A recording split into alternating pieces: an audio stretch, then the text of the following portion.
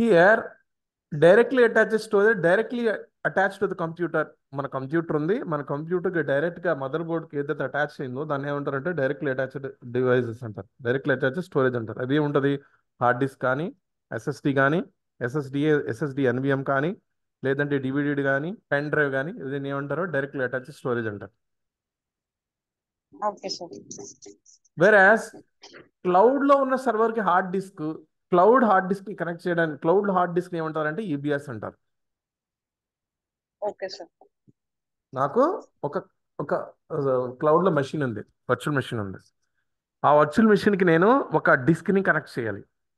నా కంప్యూటర్లో ఏ విధంగా అయితే హార్డ్ డిస్క్ ఎలా అయితే కనెక్ట్ చేస్తానో, hard disk, SSD, pen drive ఎలా అయితే కనెక్ట్ చేస్తానో స్టోరేజ్ కోసం, అలాగే క్లౌడ్లో ఉన్న సర్వర్కి కూడా ఒక డిస్క్ని నేను కనెక్ట్ చేస్తాను. ఆ డిస్క్ని ఏమంటారంటే ఈబిఎస్ అంటారు. ఏమంటారు?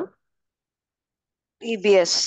ఈబిఎస్ అంటే ఎలాస్టిక్ బ్లాక్ స్టోరేజ్. ఎలాస్టిక్ అంటే డైనమిక్ అనమాట, పెంచుకోవచ్చు తగ్గించుకోవచ్చు అని అర్థం. Okay sir. ఓకేనా? Okay sir. మీ కంప్యూటర్లో హార్డ్ డిస్క్ ఎస్ఎస్డిని ఏ విధంగా అంటారో, క్లౌడ్లో ఉన్న హార్డ్ డిస్క్ని ఏమంటారు, క్లౌడ్లో సర్వర్ ఉన్న హార్డ్ డిస్క్ని ఈబిఎస్ అంటారు. ఏమంటారు? ఈబిఎస్. ఈబిఎస్. నెక్స్ట్ ఏంటంటే నెట్వర్క్ అటాచ్డ్ స్టోరేజ్. ఏదైనా ఒక ఫోల్డర్ ఉంది మన ఆర్గనైజేషన్లో, ఆ ఫోల్డర్ నేను షేర్ చేశాను. ఉం? ఒక ఫోల్డర్ని షేర్ చేసినప్పుడు ఆ ఫోల్డర్లో ఉన్న కంటెంట్ని అందరూ యాక్సెస్ చేస్తారు. దాన్ని ఏమంటారు, నెట్వర్క్ అటాచ్డ్ స్టోరేజ్ అంటారు. ఏమంటారు? Network network attached storage attach. అంటారు. ఈ నెట్వర్క్ అటాచ్డ్ స్టోరేజ్ ఒకవేళ రెండు కంప్యూటర్లు లైనక్స్ అయితే మనకి ఏ యూజ్ చేస్తుంటే ఎన్ఎఫ్ఎస్ యూజ్ చేస్తుంది, నెట్వర్క్ ఫైల్ సిస్టమ్ అంటారు. ఏమంటారు? Network file system. సో ఈ నెట్వర్క్ ఫైల్ ఒకవేళ నా కంప్యూటర్ లైనక్స్, రెండు కంప్యూటర్ లైనక్స్ ఉన్నాయి, రెండు కంప్యూటర్లు షేర్ చేసుకోవాలనుకున్నాయి డేటాని. 1 minute 1 minute. Okay. Hello, okay 1 minute. ఇక్కడ ఉంటుంది కదా మనకి ఈ నుయ్యి ఉంటుంది చూడండి, అక్కడ ఉండండి, మా ఆవిడ చెప్తాను నేను.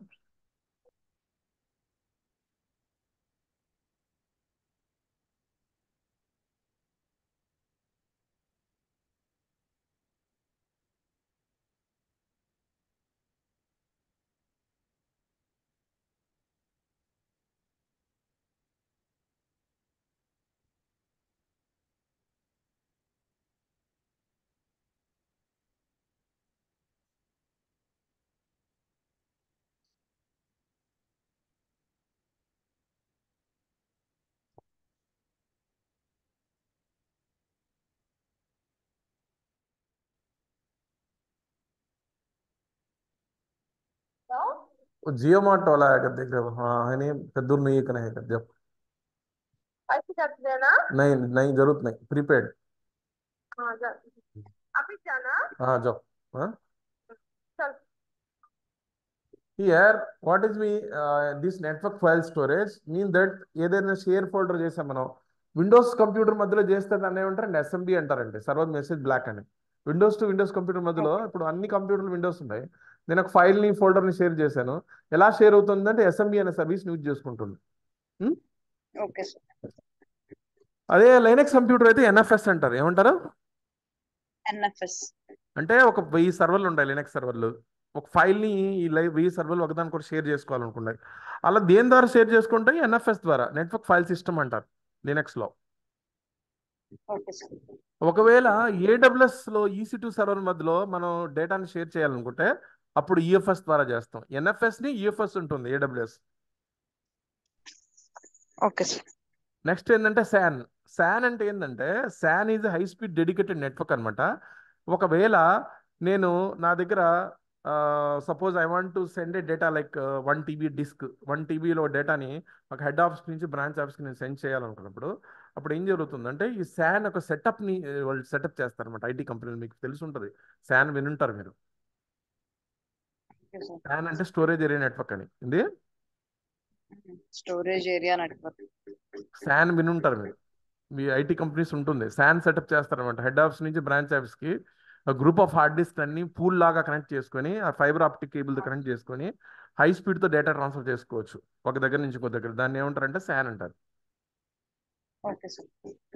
అంటే సింపుల్ అండి. ఇప్పుడు మనం ఒక ఫైల్ ఉంది నా దగ్గర, 1 TB ఫైల్ ఉంది. ఆ 5 TB ఫైల్ నేను ఒక దగ్గర నుంచి ఇంకో దగ్గర చేసుకొని ఇంటర్నెట్లో టైం పడుతుంది డౌన్లోడ్ చేయడానికి. అలా కాకుండా సింపుల్గా చెప్పుకోవాలంటే ఇంటర్నెట్లో డిస్క్లు కనెక్ట్ చేయడం. ఇప్పుడు నా కంప్యూటర్ అతనికి అన్ని కంప్యూటర్లు కలుపుకొని ఈ డిస్క్ హార్డ్ డిస్క్ అని కలుపుకొని ఆ నెట్వర్క్లో కనెక్ట్ చేస్తారనమాట. ఫైబర్ ఆప్టిక్ కేబుల్ కనెక్ట్ చేసుకుంటారు. హై స్పీడ్తో డేటా యాక్సెస్ అవుతుంది. లోకల్గా హార్డ్ డిస్క్ ఎలా అయితే యాక్సెస్ స్పీడ్తో అవుతుందో అదే స్పీడ్తో అవుతుంది శాన్లో. సెటప్ చేస్తారు. లాట్ ఆఫ్ జాబ్స్ ఉంటాయి శాన్లో కూడా, హై ప్యాకేజెస్ ఉంటాయి. Okay sir. ఓకే, ఇదొక okay sir. SAN. How many types of networks are there? Three types, four types. Directly attached Types. storage, network attached storage, Network storage area network, next ఏంటంటే storage cloud area, storage. cloud storage, cloud cloud storage. Storage ఏం చేస్తామంటే డేటాని ఏదైతే ఉందో storage over the ఇంటర్నెట్లో చేస్తాం. Internet పైన చేస్తాం దీన్ని క్లౌడ్ స్టోరేజ్. ఇది బ్లాక్ స్టోరేజ్ ఓకే సార్. కాదు, దీన్ని ఫార్మాట్ చేయలేము. మనకి ఈబిఎస్ వాల్యూమ్ని మనం ఫార్మాట్ చేయొచ్చు, ఎందుకంటే అది హార్డ్ డిస్క్ కాబట్టి, పెన్ డ్రైవ్ అయినా హార్డ్ డిస్క్ కాబట్టి. ఈ క్లౌడ్ స్టోర్ని ఓకే. ఫార్మాట్ చేయలేం. ఎగ్జాంపుల్ ఏంటంటే క్లౌడ్ స్టోరేజ్కి Google Drive, OneDrive, Dropbox, ఇవేంది cloud storage. Okay sir. Amazon cloud storage దేని ద్వారా ప్రొవైడ్ చేస్తా అంటే S3 ద్వారా, గ్లేసియర్ ద్వారా. ఓకే. మనం డేటాని స్టోర్ చేసుకోవాలనుకుంటే ఒక క్లౌడ్ స్టోరేజ్లో ఇన్స్టెడ్ ఆఫ్ హార్డ్ డిస్క్ అంటే ఈబిఎస్ అవుతుంది. ఈబిఎస్లో కాకుండా క్లౌడ్లో డేటాని స్టోర్ చేసుకున్నాం. అప్లికేషన్ యొక్క డేటాని క్లౌడ్లో స్టోర్ చేసుకోవాలనుకున్నాం. అప్పుడు అమెజాన్ దేని ద్వారా ప్రొవైడ్ చేస్తుంది అంటే S3 గ్లేసియర్ ద్వారా ప్రొవైడ్ చేస్తుంది. S3 అనేది ఒక క్లౌడ్ స్టోరేజ్, గ్లేసియర్ అనేది కూడా ఒక cloud storage. Okay, okay sir. When the S3 simple storage service ఏదైతే ఉందో, వెన్ ఆ టాపిక్ వచ్చినప్పుడు మనం డిస్కస్ చేద్దాం S3 అంటే ఏందో. Understood? Here what is EBS? EBS stand for elastic block storage. ఏంది ఎలాస్టిక్ బ్లాక్ స్టోరేజ్? ఈ ఎలాస్టిక్ బ్లాక్ స్టోరేజ్ అనేది ఒక హార్డ్ డిస్క్ వాల్యూమ్ని క్రియేట్ చేస్తాం మనం. ఒకవేళ విండోస్ అయితే మీకు ఫార్మాటింగ్ అంటే తెలుసా? తెలుసు సార్. విన్నారు కదా. ఫార్మాటింగ్ అంటే ఒక ఫైల్లో, మన కంప్యూటర్ ఉన్న ఫైల్ని ఒక క్రమ పద్ధతిలో సర్ది పెట్టడాన్ని ఏమంటారంటే ఫార్మాటింగ్ అంటారు. విండోస్ అయితే ఏ టైప్ ఆఫ్ ఫార్మాట్ తీసుకుంటుంది అంటే FAT ఒకటి, NTFS తీసుకుంటుంది. ఓకే. అదే లినక్స్ అయితే ext2, ext3 చేస్తుంది. Hello, okay. వచ్చారా? హలో, వచ్చారా? వచ్చి తీసుకెళ్ళిపోయారు సార్. ఓటీపీ కావాలి. నాకు ఒకసారి చెప్తాను. 1 minute.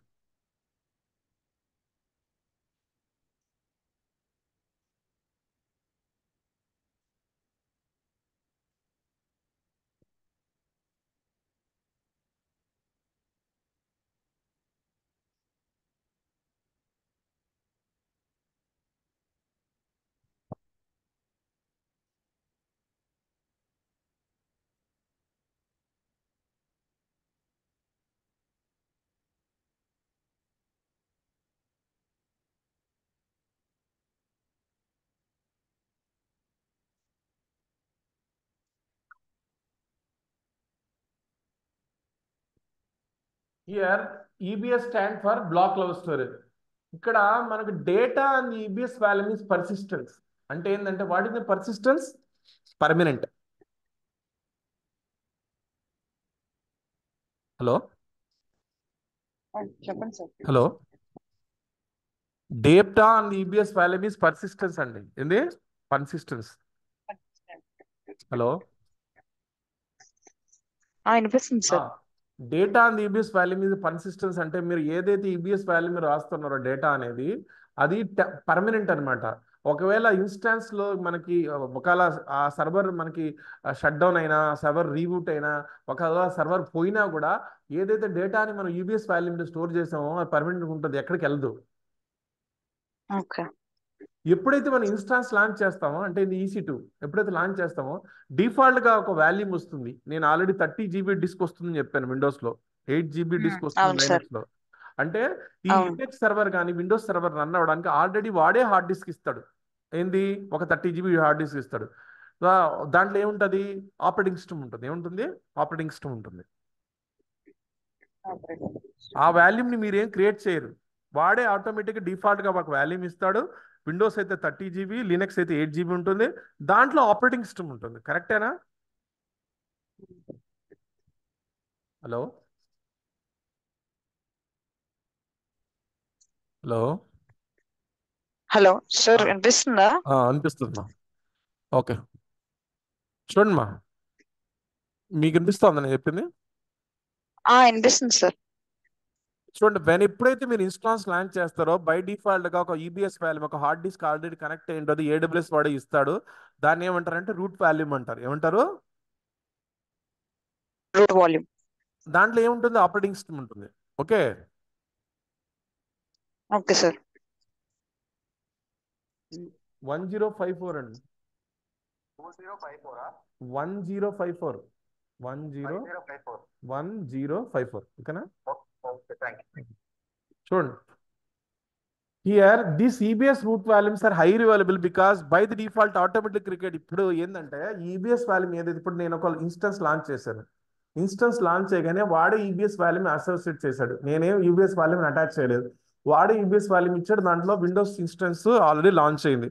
ఏదైతే నువ్వు ఇన్స్టెన్స్ లాంచ్ అయిందో ఆ ఇన్స్టెన్స్ ఉన్న ఈబీఎస్ వాల్యూమ్ అంటే హార్డ్ డిస్క్, దాంట్లో ఆటోమేటిక్గా బ్యాకప్ ఏడబ్ల్యూఎస్ తీసుకుంటుంది. మీరేం తీసుకోవాల్సిన అవసరం లేదు. ఒక ఓకే. ఇన్స్టాన్స్ లాంచ్ చేశారు, ఓకేనా? ఇన్స్టాన్స్ లాంచ్ ఓకే చేసినప్పుడు సార్. దాంట్లో ఏముంటుంది? ఒక హార్డ్ డిస్క్ లో కదా అది ఆపరేటింగ్ సిస్టమ్ ఇన్స్టాల్ అవుతుంది. అవును. అది వాడు ఇస్తాడు. ఎవడిస్తాడు? ఏడబ్ల్యూఎస్. ఏడబ్ల్యూఎస్. ఏదైతే ఆ ఇన్స్టాన్స్ ఉందో ఆ ఇన్స్టాన్స్ యొక్క బ్యాకప్ ని, ఆ ఇన్స్టాన్స్ యొక్క బ్యాకప్ ని ఇంకో దగ్గర వాడు స్టోర్ చేసుకుంటాడు. బ్యాకప్ వాడే తీసుకుంటాడు. ఎవడు తీసుకుంటాడు? ఏడబ్ల్యూఎస్ వాడు తీసుకుంటాడు. ఇన్ కేస్ ఆఫ్ ఇన్స్టాన్స్ కానీ డిలీట్ అయిపోతే, మన సైడ్ నుంచి కాదు, నేను టెర్మినేట్ చేస్తే కాదు, వాడి సైడ్ నుంచి. ఎవడి సైడ్ నుంచి? వాడి సైడ్ నుంచి, ఏడబ్ల్యూఎస్ వాడి సైడ్. ఏడబ్ల్యూఎస్ సైడ్ నుంచి ఒక ఇన్స్టాన్స్ కానీ ఏదైనా ప్రాబ్లం వచ్చి, ఒక ఇన్స్టాన్స్ నేను ఒక సర్వర్లో లాంచ్ చేశాను, ఒక డేటా సెంటర్లో, ఆ సర్వర్ పోయింది, ర్యామ్ పోయింది, లేదంటే సంథింగ్ ఏదో షార్ట్ సర్క్యూట్ కాలిపోయింది. మరి నాకు సర్వర్ కావాలి కదా నాకు. దాన్ని ఏం చేస్తారంటే వేరే దగ్గర వాడు స్నాప్షాట్ బ్యాకప్ తీసి పెట్టుకుంటాడు. బై ది డిఫాల్ట్ ఎప్పుడైతే ఇన్స్టాన్స్ లాంచ్ చేస్తావో, అది ఏ టైర్ అయినా, ఫ్రీ టైర్ అయినా, డబ్బులు అయినా, ఆడేవాడు ఫస్టే వాడు బ్యాకప్ తీసి పెట్టుకుంటాడు, స్నాప్షాట్ తీసి పెట్టుకుంటాడు. ఎవడు? AWS side. ఎందుకు? ఒకవేళ ఏదైనా ఇష్యూ వస్తే, ఇన్స్టెన్స్ కానీ పోతే, మళ్ళీ వాడే రికవర్ చేయడానికి ఇంకో దగ్గర తీసి పెట్టుకుంటాడు. అర్థమవుతుందా? Okay sir. బై అర్థమైంది డిఫాల్ట్ సార్. వాడే తీసుకుంటాడు. చూడండి, these root volume, a root volume ఎక్కడైతే ఆపరేటింగ్ సిస్టమ్ ఉందో, EC2 ఆపరేటింగ్ సిస్టమ్ ఉందో దాన్ని ఏమంటారు? రూట్ వాల్యూమ్ అంటారు. అదేంటి? Default automatically create the snapshot. అంటే స్నాప్షాట్ అంటే backup.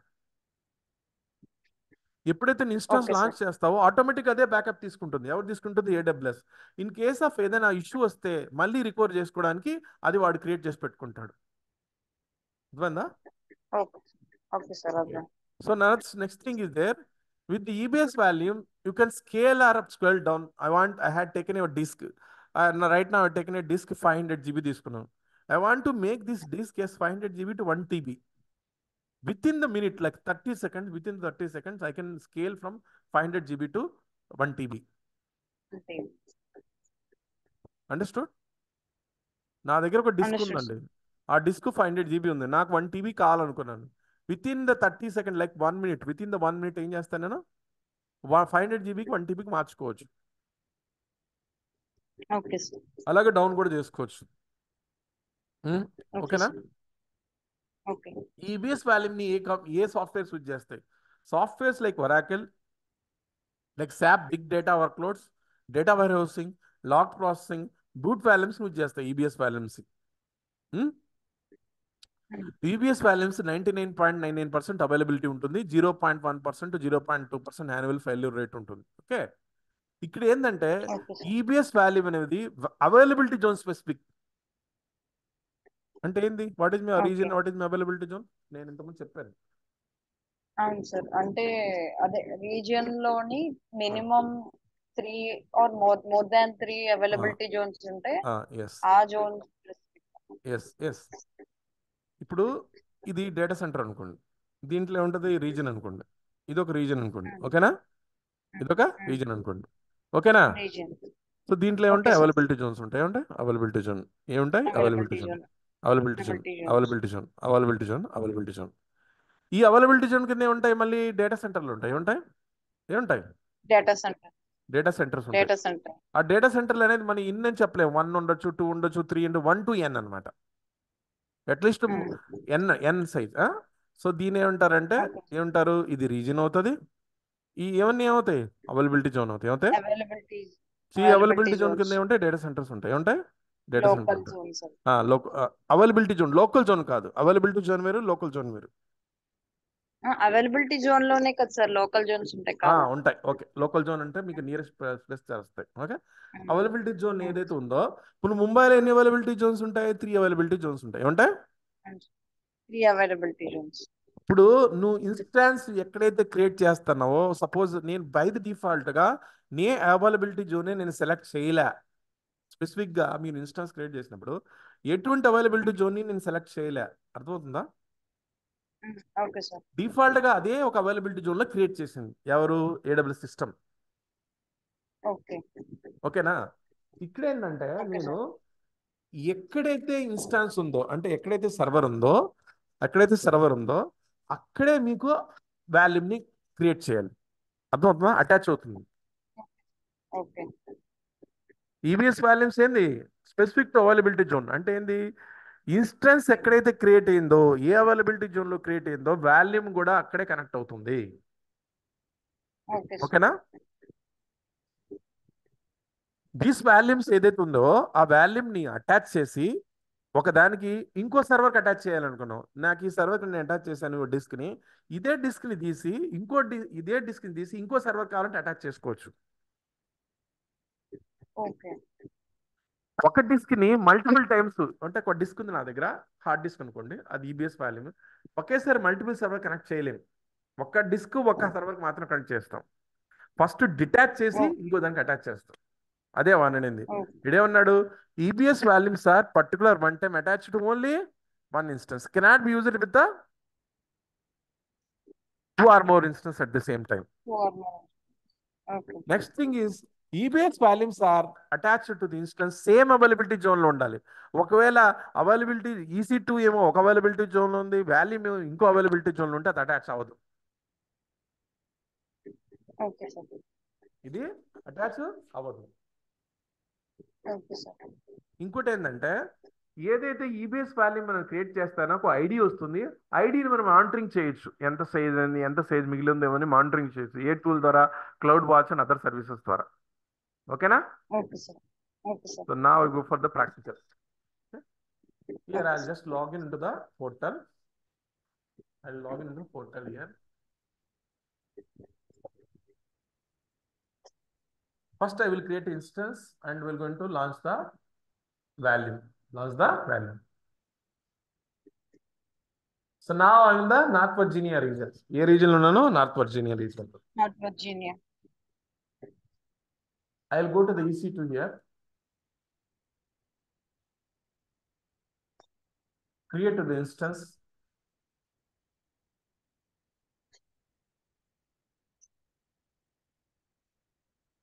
Launch instance. Give the name, any name you can give. I am giving here name Windows EBS. I'm selecting Windows. I'm selecting Windows Server 2019 T2 Micro and key pair, I think.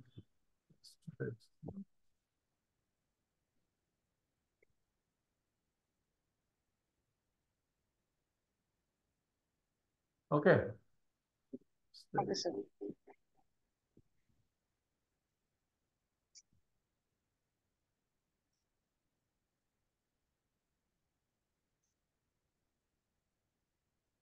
Key pair I selected. I don't want to select this RDP and HTTP. ఇక్కడ మనకి network settings లో edit కొట్టుకుంటున్నప్పుడు చూస్తే కొంచెం జాగ్రత్తగా చూడండి. ఇక్కడ VPC కింద subnet అనే ఆప్షన్ ఉంది చూడండి. ఏముంది? సబ్నెట్. సబ్నెట్ అనే ఆప్షన్ క్లిక్ చేసినప్పుడు నో ప్రిఫరెన్స్ అని ఉంది.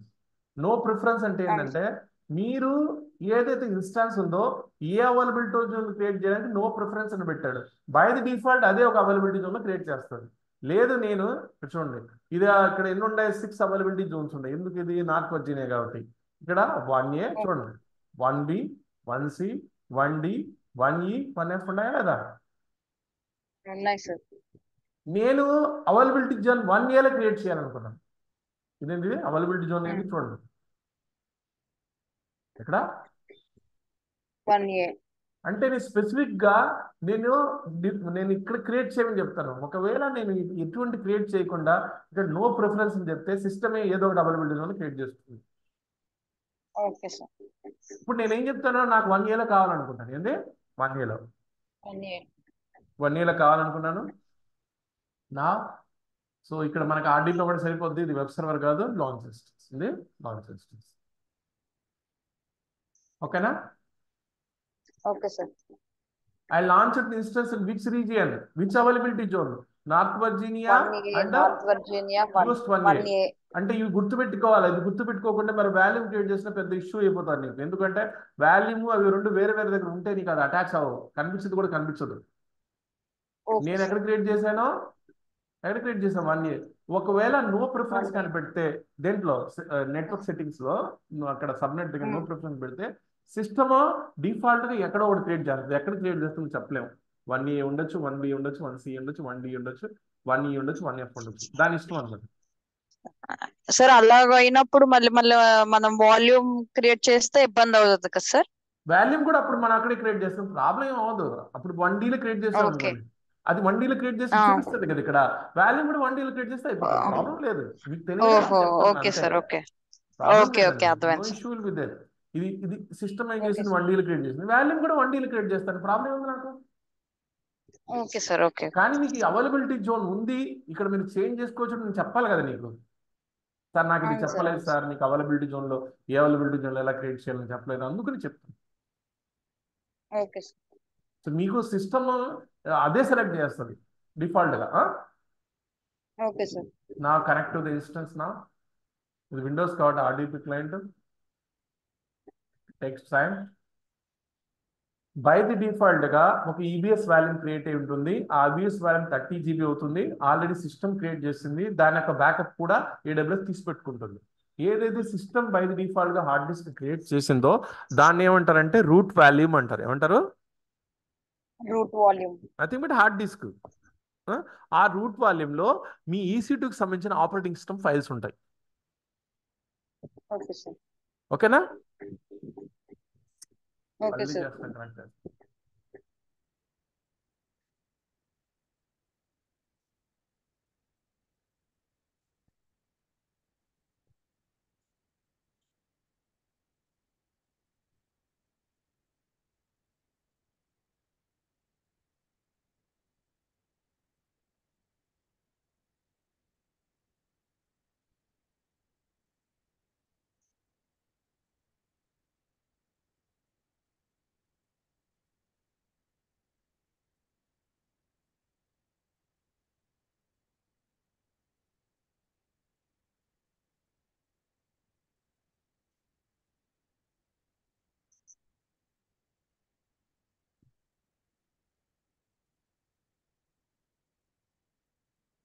Now upload private key.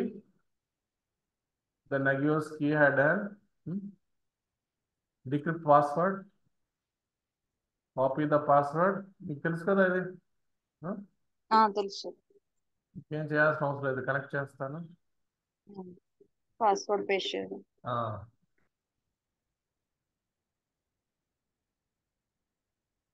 So instance లో కనెక్ట్ అయ్యి లాగిన్ అవుతాను. బై ది డిఫాల్ట్ ఒక డిస్క్ వస్తుంది.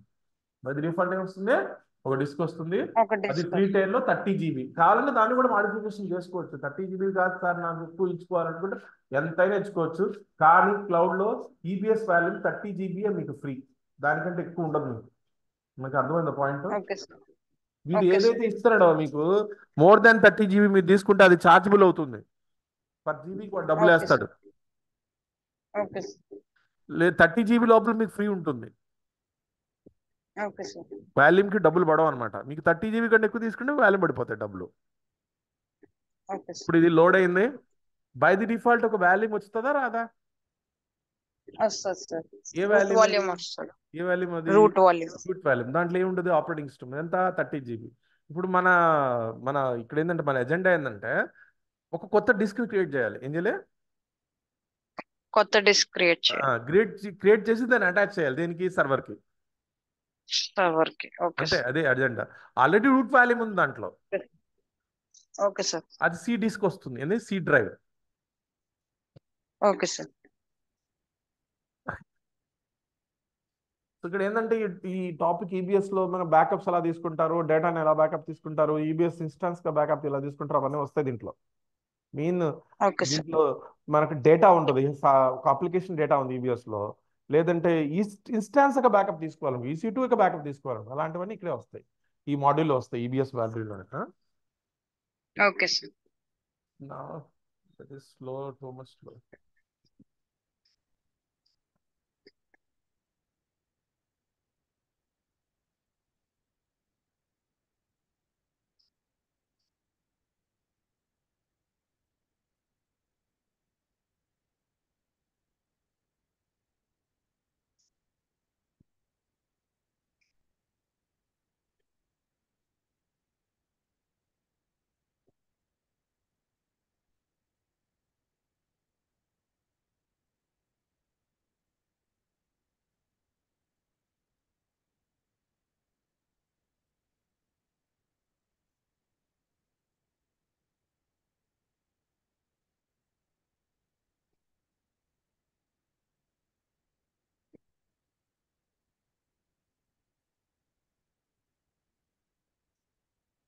బాగానే ఉంది స్పీడ్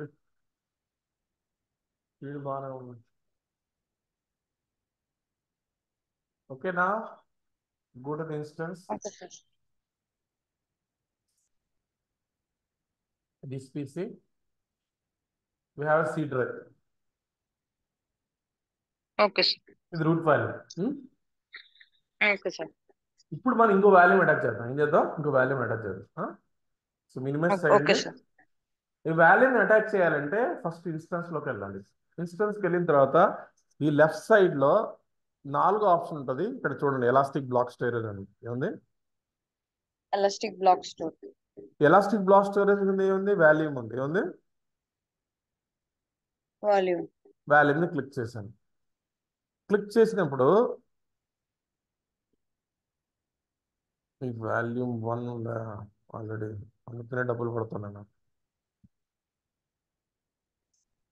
చూడండి, అది డిఫాల్ట్గా ఒక వాల్యూమ్ క్రియేట్ అయ్యింది మా, చూడండి అది ఎంత, 30 GB. 30 GB.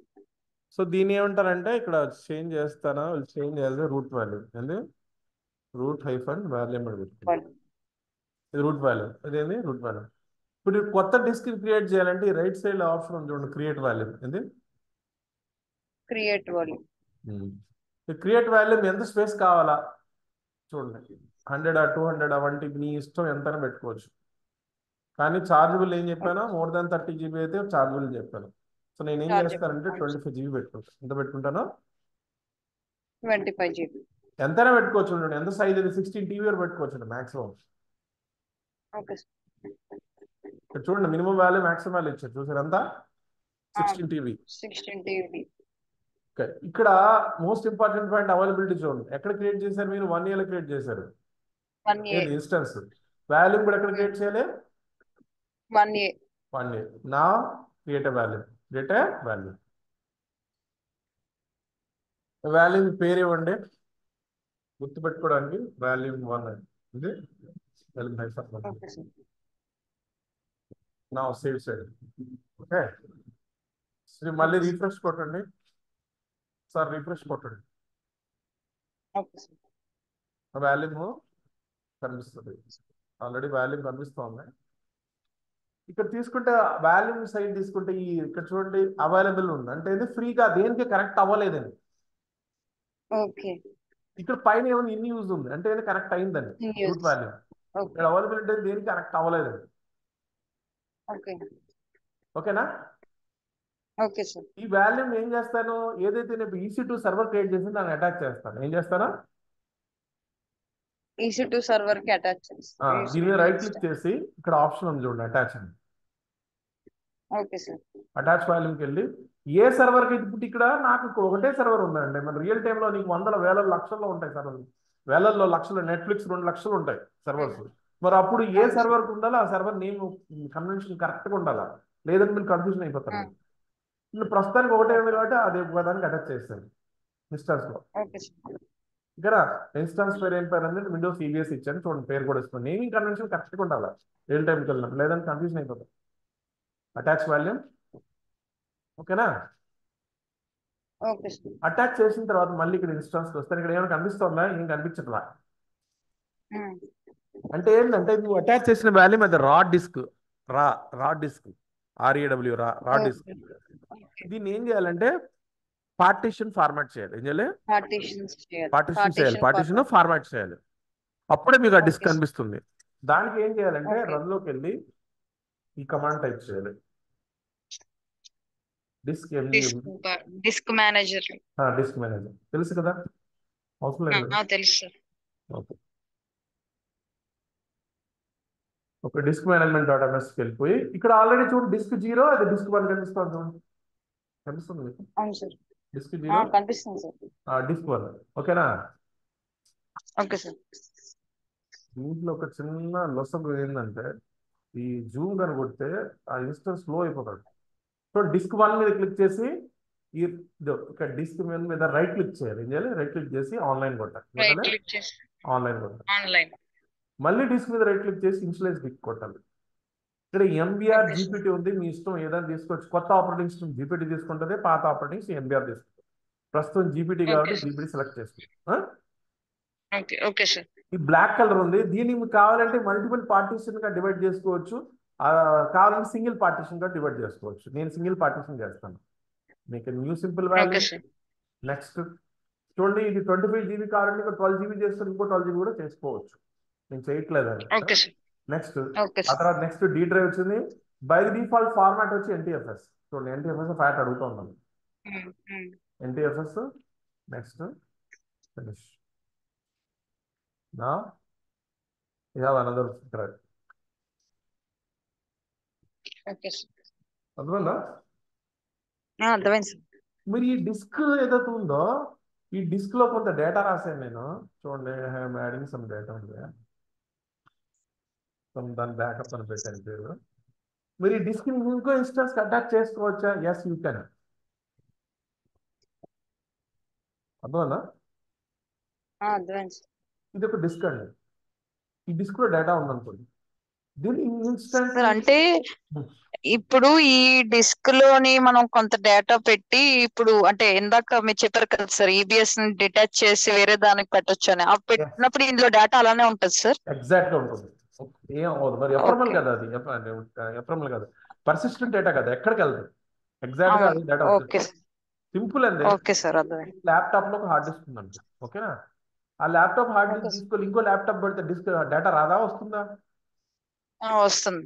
అంటే ఇక్కడ మరి ఆ ల్యాప్టాప్ ని డిటాచ్ చేసి మీ ఇంకో ల్యాప్టాప్ లో అటాచ్ చేస్తున్నాం కదా. Simple hardware basic. అవును సార్. అంతే. ఇక్కడ కూడా అంతే. Okay sir. అంతేగాని మీ ల్యాప్టాప్ హార్డ్ డిస్క్ ఇంకో ల్యాప్టాప్ కి 3-4 ల్యాప్టాప్ కనెక్ట్ చేయగలుగుతామా? చేయలేము కదా. ఇక్కడ కూడా అంతే.